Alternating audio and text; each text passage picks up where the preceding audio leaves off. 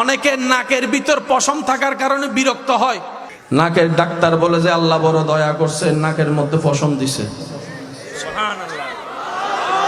শুনি নে ডাক্তার মশাই এই পশমেরও লাভ আছে? বলে যে আছে। কেমন?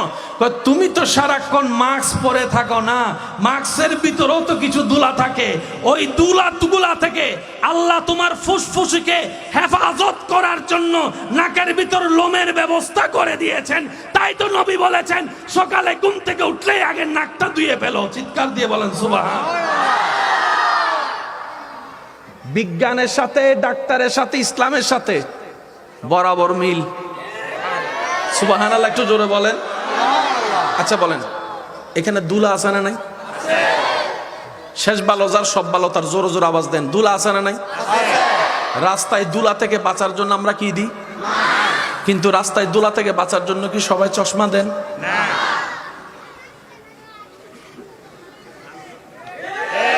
সুযোগ দুলা দুই প্রকার, একটা দেখা যায় আর একটা দেখা যায় না। এখানে দুলা আছে না নাই? এবার আপনি যে তাকাই আছেন, দুলা চোখে ঢুকতেছে কি ঢুকতেছে না? তো এতগুলা দুলা যদি এক মাস ঢুকে, চোখ তো শেষ। চোখ এসো সিরিঙ্গা আওয়াজে হনবা চোখ। কিন্তু চোখ শেষ হয় না কেন? একটা বালু যদি চোখে পড়ে কসলাইতে লাল হয়ে যায়। এতগুলা দুলা ঢুকে, চোখ এত পরিষ্কার কেন? রব বলে যে বান্দারে তোরা খেয়াল না করলো, তোরা আমাকে না ডাকলো, আমি আল্লাহ তোদেরকে স্মরণ করতে বলি না, তোদের যত্ন নিতে বলি না। সুবহানাল্লাহ, তোদের খেয়াল রাখতে বলি না। এবার বান্দা বলে যে আল্লাহ চোখের যত্ন তুমি কিভাবে নিচ্ছ? রব বলে যে সকালে ঘুম থেকে উঠার পরে তুই যে বাথরুমে ওয়াশরুমে গিয়ে মুখ ধুত করস, কুলি করার পরে দেখোস চোখের কোণার মধ্যে কিছু ময়লা দেখা যায়, চোখের কোণার মধ্যে ময়লা দেখা যায়। সুবহানাল্লাহ, চোখের কোণার মধ্যে ময়লা দেখা যায়। রব বলে যে সারা রাতে তোর সমস্ত ময়লাগুলো আমি কেতুর করে বের করে দিচ্ছি। সুবহানাল্লাহ। ভাই আপনাদের কি কষ্ট হচ্ছে? না। ঘুমন্ত মানুষকে কখনো সুকুলটাই দেখছেন? কেউ দেখছেন? আজি যাইরে সাহেবে দেখবেন চকিটা ঘুরে। খাবার দুই প্রকার, একটা পেটের, একটা অন্তরের। এটা হচ্ছে অন্তরের খাবার, রুহের খাবার, প্রেমের খাবার। কথা বলেন ঠিক না? কেউ যদি ঘুমন্ত অবস্থায় থাকে, আজকে গিয়ে তার চোখ বন্ধ অবস্থায় একটু এভাবে করে দেখবেন, মাত্র 5 সেকেন্ড দেখবেন তার চোখের পুঁতিটা মনিটা ঘুরতেই আছে। সুবহানাল্লাহ বলতে থাকেন না। আপনি জাগ্রত অবস্থায় কখনো চোখের মনি গুনাতে পারবেন না মিনিটের পর মিনিট, কিন্তু সারা রাত চোখের পতিলি ঘুরতে থাকে, মনি ঘুরতে থাকে। সব দিকের ময়লা এক জায়গায় কর্নারে নিয়ে এসে আল্লাহ তাআলা সকালবেলা সেটা আপনার হাত দিয়ে পরিষ্কার করায় দেয়। তিনি আমাদের রব্বুল আলামিন। জোরে বলেন, তিনি আমাদের রব্বুল। সেই রব বলছেন, ও আমার বান্দা, এত কিছু তোকে দিলাম, তো এবার তুই কি করবি? বান্দাও বলে যে আল্লাহ আমিও তো আসলে চিন্তায় পড়ে গেছি, এত কিছু তুমি দিয়েছ আল্লাহ, আমি তোমার জন্য কি করব? কিছু একটা বলো না, আমি যেন তোমার জন্য করি। রব বলছে আকিমুস সালাত, নামাজটা একটু পড়িস। সুবহানাল্লাহ, জোরে বলেন, নামাজটা একটু পড়িস। বান্দারে কষ্ট হবে বলে তোদের নবীর উসিলা করে 50কে আমি 5 বানিয়ে দিয়েছি। শেষ ভালো যার সব ভালো তার, সুবহানাল্লাহর আওয়াজ জোরে জোরে বলতে হবে। সুবহানাল্লাহ। 50কে আমি তোদের কষ্ট হবে বলে 5-এর অঙ্কে এনে দিয়েছি। এই 5গুলাকে আবার লাগাতার দিই নাই, মাঝখানে বিরতি দিয়েছি। জোহর থেকে আসরের একটু বিরতি, আসর থেকে মাগরিবের একটু বিরতি, মাগরিব থেকে এশার একটু বিরতি। বান্দা তুই যে আমার জন্য পাগল হবি, নামাজ পড়বি, অনেক সময় দুনিয়া বুঝবে না। বউ পাগল হলে অনেক সময় স্বামীরা বুঝতে চাইবে না, স্বামী পাগল হলে অনেক সময় বউরা বুঝতে চাইবে না। তোর স্বামী হঠাৎ করে বলবে লাগাতার নামাজ দিলে স্বামী চা বানাইতে বললে না করলে আবার তোকে পিটাইতে শুরু করবে। আমি চাই না তোর উপর কেউ আঘাত করুক, আমি চাই না তোর মধ্যে কেউ বাধা দেখ। সেজন্য আমি নামাজ দিয়েছি ফাঁকে ফাঁকে, যেন বাকি সময়টা তুই স্বামীর কাজ করতে পারিস, বউয়ের কাজ করতে পারিস। সুবহানাল্লাহ বলেন না? ওই যে ব্যবসায়িক মালিকের কাজটা যেন বুঝাই দিতে পারিস, ওই মালিকের কাজটা তুই 2 ঘন্টা কর, 5টা মিনিট এসে আমার নামাজটা আদায় করে যা, আমার নামাজটা আদায় করে যা। হ্যাঁ, আসল মালিক তো আমি, মালিক তো বেতনে না দেয়, বেতন দেওয়ার তৌফিক তো আমি আল্লাহই দিয়েছি, রিজিক তো আমি দিয়েছি, কিন্তু তোর ওই দুনিয়ার মালিকটা আমাকে ভুলে গিয়েছে, তো সে বুঝবে না, সেটাও আমি তোর জন্য বুঝিয়ে দিচ্ছি।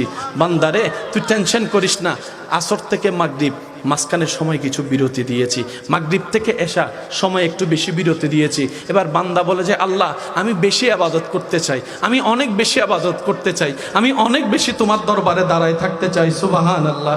মওলা গো, তুমি এত নিয়ামত দিয়েছো, সে নিয়ামতের শুকরিয়া করতে আমার দিল চাচ্ছে, বুক ফেটে যাচ্ছে তোমাকে খুশি করার জন্য।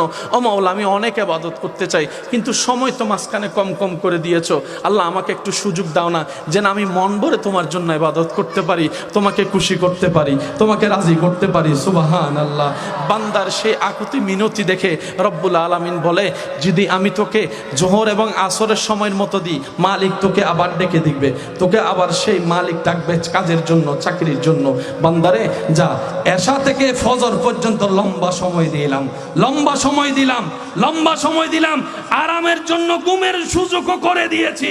গভীর রাতে তাহাজ্জুদ করে করে, তাহাজ্জুদ পড়ে পড়ে আমি রবের সাথে প্রেমের আলাপ করারও সুযোগ দান করে দিয়েছে। সুবহানাল্লাহ।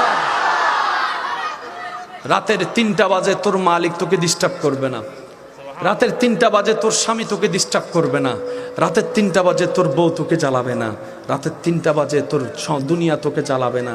সবাই ঘুমায় থাকবে, তুই দাঁড়িয়ে থাকবি, সবাই ঘুমের মধ্যে থাকবে, তুই দাঁড়িয়ে থাকবি, সবাই নিশ্চুপ হয়ে থাকবে, তুই ফিস ফিস করে আমি রবের প্রশংসায় বলবি আলহামদুলিল্লাহি রব্বিল আলামিন আর রহমানির রহিম মালিকি ইয়াউমিদ্দিন ইয়াকা না'বুদু ওয়া ইয়াকা নাস্তাইন ইহদিনাস সিরাতাল মুস্তাকিম ইহদিনাস সিরাতাল মুস্তাকিম।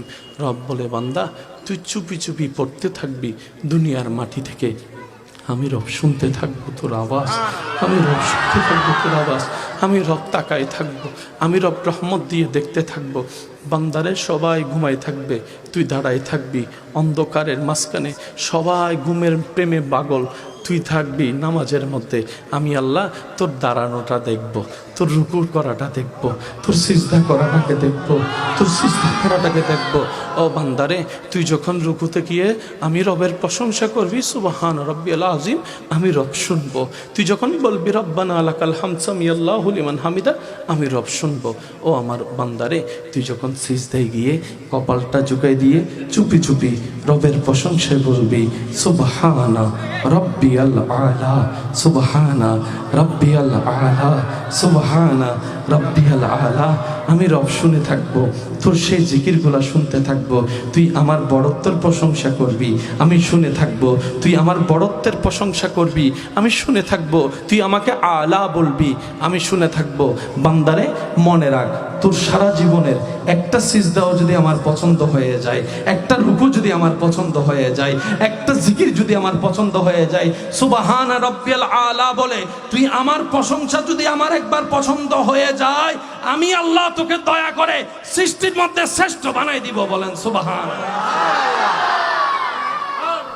সেজন্য সাধারণ বান্দা আল্লাহর বলি, আল্লাহ বান্দার মধ্যে পার্থক্য এখানে। আমরা সে লেভেলে যেতে পারি নাই, ওনারা আল্লাহরকে প্রিয় যতটুকু লেভেলে চলে গিয়েছে। আমরা 100 বার ডাকলেও আল্লাহ আমাদের ডাকে সাড়া দেয় না, কারণ মুখের যে পবিত্রতা দরকার সেটা আমরা রাখতে জানি নাই, চরিত্রের যে সৌন্দর্যটা দরকার আমরা সেটা রাখতে জানি নাই। আমাদের চোখে গুণা, হাতে গুণা, মুখে গুণা, কানে গুণা, চোখে গুণা, হাতে গুণা, পায়ে গুণা, সব কিছুতে গুণা, বাইরেও গুণা, ভিতরেও গুণা। আর যারা আল্লাহকে রাজি করাই, গুণা মাফ করাই নিয়েছে,